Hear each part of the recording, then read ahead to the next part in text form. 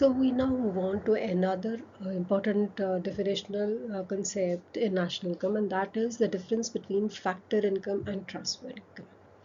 Now we know that for carrying out production, we require four factors of production: land, labor, capital, and entrepreneurship.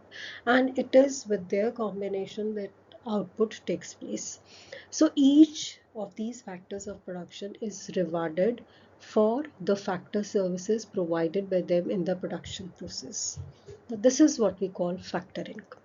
It is the income received by factors of production by providing factor services in the production process. Okay, so we consider this as an earned concept. Services दी और services के factor services के बदले में जो income मिली, that is the factor income.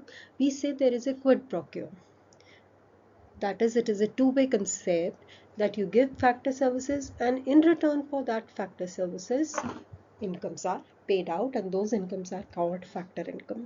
Now when we measure national income, any concept related with national income, be it GDP, NDP, anything, we include only factor incomes in that.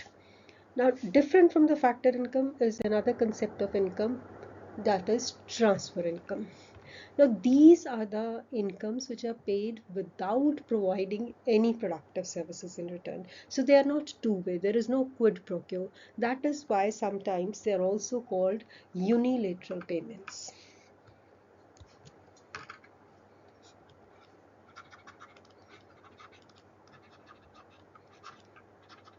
Because they are paid without any expectation of rendering any kind of production services in return for them. For example, if you give some donation somewhere, so there is no expectation of getting something in return for that. Gifts, any kind of gifts, festival gift given to employees or any gift is a transfer. Similarly, old age pension. Government gives old age pension because people are above a certain age, so that is why they are being provided this pension. There is no expectation of any factor services in return. All kind of legal compulsory payments like taxes, be it income tax, corporate tax, GST, VAT, excise duty, there is a legal compulsion to pay them, and there is no service that can be demanded against the payment of these taxes. You cannot say that I pay the income tax, so I have to be provided. That will be provided to everyone, even if a person does not pay the income tax.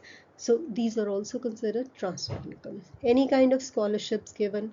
So all these are examples of transfer income or transfer payments. An important thing is that in the measurement of national income, transfer payments or unilateral payments are not included. An important transfer that comes in an economy from outside or goes from an economy are remittances. Like we have so many Indians who are working abroad and sending money to their families in India. They are called remittances. Okay, they are part of generally current transfers, and so they are not included in the national income.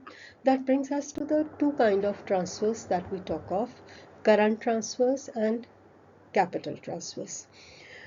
Now, current transfers which are made from the current income of the payer and added to the current income of the recipient. Okay, so any kind of scholarships, gifts, old age pension, taxes like income tax, corporate tax, which are being paid regularly, they are considered as part of current transfers. And capital transfers are the transfers which are for the purpose of investment, wealth, or savings of the donor. They are generally non-recurring or irregular. They are bulk, or you can say the savings. Somebody gives one saving, so that something can be created by the other person. Say, if supposing a natural calamity, say flooding happens in a certain region, so if some transfer is provided to the people who are affected by this flooding, say they could buy or get day-to-day food requirements or other requirements, then that is part of current transfer. But if they are paid a lump sum amount, so they can build their home or their shops and so on, that will be part of capital transfers. Both these transfers can be within the country also and between the country also. Just I talked of remittances, they are part of current transfers between the countries. अगर कोई investment grants हैं या war damages हैं between the two countries, capital gain tax between the two countries, then that will be capital transfer. Other example of capital transfer are capital gain tax and so on. But what we have to keep in mind is that both current and capital transfers, they are not included in the measurement of national income.